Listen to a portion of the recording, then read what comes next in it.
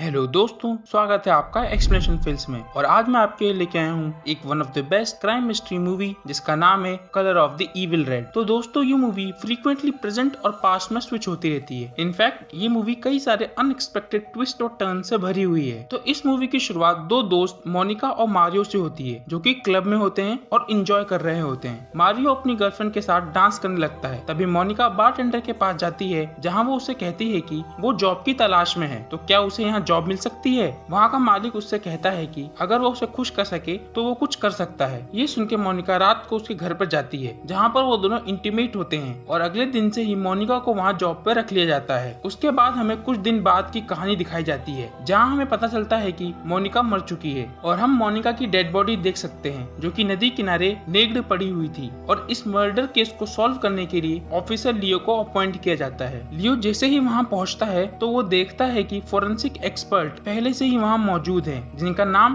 Ted था, और वो मोनिका की डेड बॉडी का इंस्पेक्शन कर रहे थे। लियो उनसे पूछता है कि ये डेड बॉडी कब की है, तो टेड उसे बताता है कि कुछ दिन पहले इसे मार के यहाँ नदी किनारे फेंक दिया गया था। लियो उस डेड बॉडी को पलटने को कहता है, और जब टेड उसे पलटता है तो वो लोग देखते हैं कि उस डेड बॉडी के लिप्स गायब थे, यानी कि मोनिका के लिप्स किसी ने काट लिए थे। टेड उसका फेस देखकर हैरान हो जाता है और वो उससे कहता है कि वो इस लड़की को जानता है, इसका नाम मोनिका है और वो उसके बेटे मारियो की दोस्त थी। लेकिन उसके साथ ऐसा क्यों हुआ, इस बारे में उसे कुछ आइडिया नहीं है। मोनिका की मॉम हेलिना कोर्ट में जज थी और उसके डैड एक एडवोकेट थे। दोनों ही बहुत ही पावरफुल लोग थे और उनकी बेटी की अब डेथ हो चुकी थी। इस पूरे हादसे के बारे में लियो जब हेलिना को बताता है तो हेलिना पोस्टमार्टम रूम में आती है आइडेंटिफिकेशन के लिए। जब वो अपनी बेटी का फेस देखती है तो वो दंग रह जाती है और वो कंफर्म करती है कि ये उसी की बेटी है। हेलिना की वो इकलौती बेटी थी। ये सब देखकर हेलिना टूट जाती है और शॉक में चली जाती है। अगले दिन जब लियो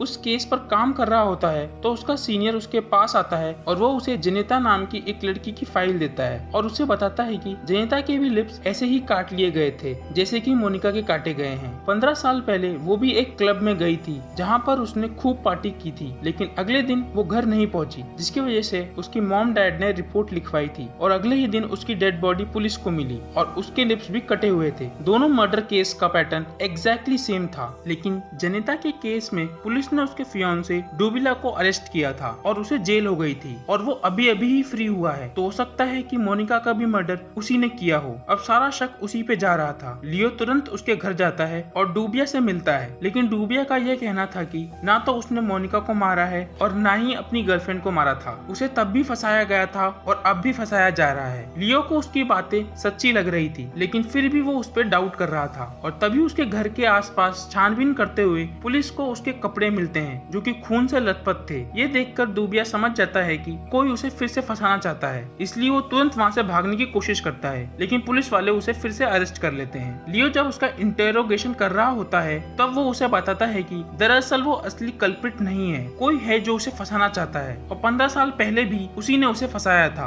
वो लियो को रिंग भी दिखाता है जो कि वो अपनी गर्लफ्रेंड को देने वाला था, क्योंकि वो उसे शादी के लिए प्रपोज करने वाला था। लियो ये देखकर समझ जाता है कि अगर वो उससे इतना प्यार करता था तो वो उसे मार नहीं सकता। लेकिन जैसे ही लियो उसके लिए कॉफी लेने के लिए जाता है तो डूबिया विंडो से नीचे कूद जाता है और अपनी जान दे देता है। ये देखकर लियो हैरान हो जाता है। वो अपने सीनियर से कहता है कि उसे नहीं लगता कि इन सब मर्डर के पीछे डूबिया है, लेकिन उसका सीनियर उससे कहता है कि अब ये केस क्लोज हो चुका है, डूबिया ही इन दोनों मर्डर्स का जिम्मेदार था और अब वो मर चुका है, तो इस केस को उन्हें बंद ही करना पड़ेगा। तो आगे क्या होता है, क्या ये केस यहीं बंद हो जाएगा या फिर इसमें कोई ट्विस्ट अभी भी बाकी है? और हाँ, मैं आपको बता दूं कि डूबिया असली किलर नहीं था। तो आपको क्या लगता है, असली किलर कौन है? क्या वो क्लब का ओनर है या खुद मोनिका की मॉम? ये सब जानने के लिए मैं खुद आपको ये मूवी देखने के लिए रिकमेंड करूंगा। तो क्योंकि अब आपको पता है कि मूवी ट्विस्ट और टर्न से भरी हुई है, तो देखते हैं कि कौन कौन बिना मूवी देखे असली कल्प्रिट गेस कर पाता है। और अगर आपको इस मूवी का पूरा एक्सप्लेनेशन चाहिए तो कमेंट में पार्ट 2 लिखना ना भूलें। तो आज के लिए इतना ही, मिलते हैं अगली वीडियो में किसी और इंटरेस्टिंग मूवी या एनिमे के साथ।